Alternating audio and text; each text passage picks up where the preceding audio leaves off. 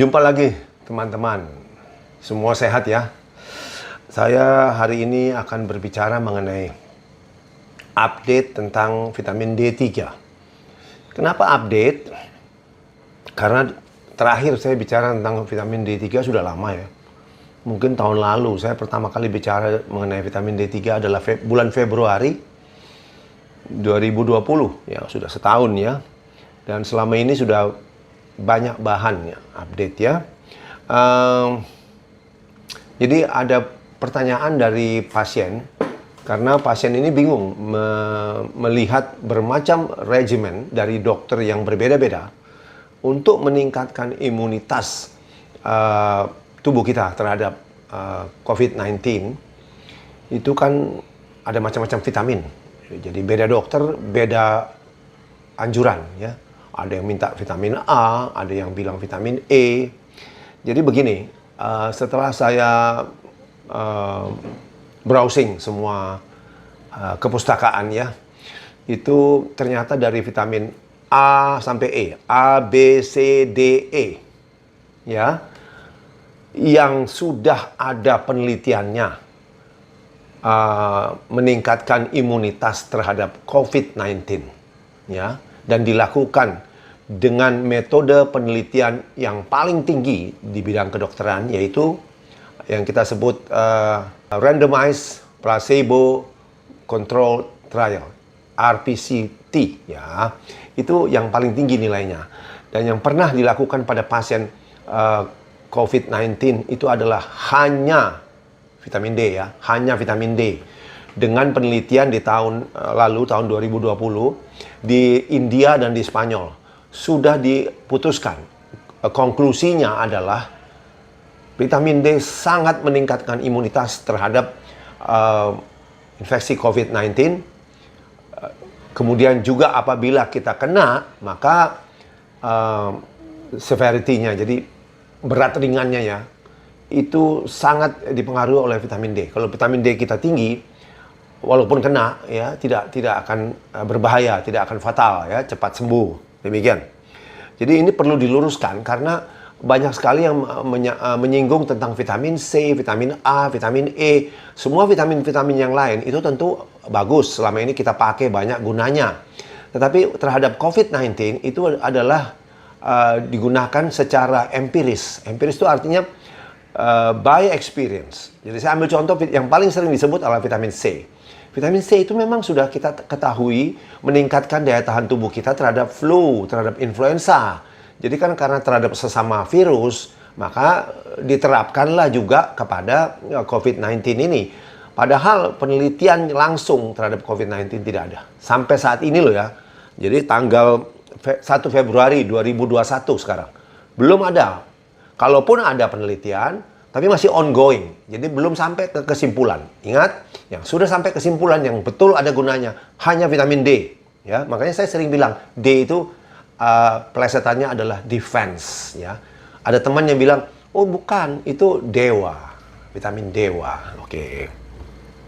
Kemudian ada juga yang bertanya, sekarang di pasaran banyak dok, dosis yang besar-besar. Bahkan ada yang satu kapsul 50.000, ya. Ada suntikan yang 300.000 IU, ada suntikan yang 600.000 IU. Nih yang saya pegang. Ini 600.000 IU dalam 1 mili ya. Jadi ada pasien yang ikut-ikutan mau pakai suntikan. Anjuran saya jangan, karena sebenarnya yang dosis besar ini hanya diuntukkan ya buat pasien yang sudah kena COVID. Ini ada karena yang kita takutkan apa? Kalau kita suntik yang beratus-ratus ribu IU ini pada orang yang masih sehat, itu ditakutkan vitamin D-nya akan tinggi sekali, sehingga akan menyebabkan keracunan, yaitu akan terjadi hyperkalsemia. Karena mesti diingat bahwa vitamin D3 10.000 IU itu mempunyai kapasitas untuk meningkatkan kadar vitamin D dalam darah sampai 70 nanogram per mililiter. Jadi saya ambil contoh.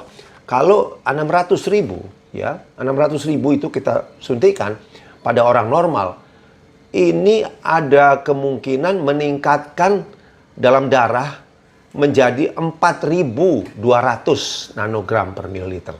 pasti keracunan sudah. Karena batas keracunan itu kan 300 ya, 300 nanogram per mililiter. Tetapi kenapa ini bisa disuntikkan pada orang-orang yang sakit? Ternyata sudah ada pasien yang awalnya dia 30 dalam darah 30 nanogram per mililiter vitamin D-nya.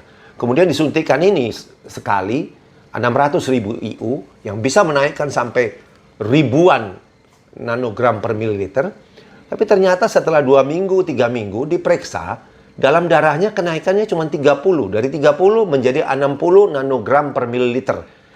Alias belum cukup, karena yang saya bilang yang optimal itu minimal adalah 80 sampai 100. Pertanyaannya adalah, kenapa bisa begitu ya?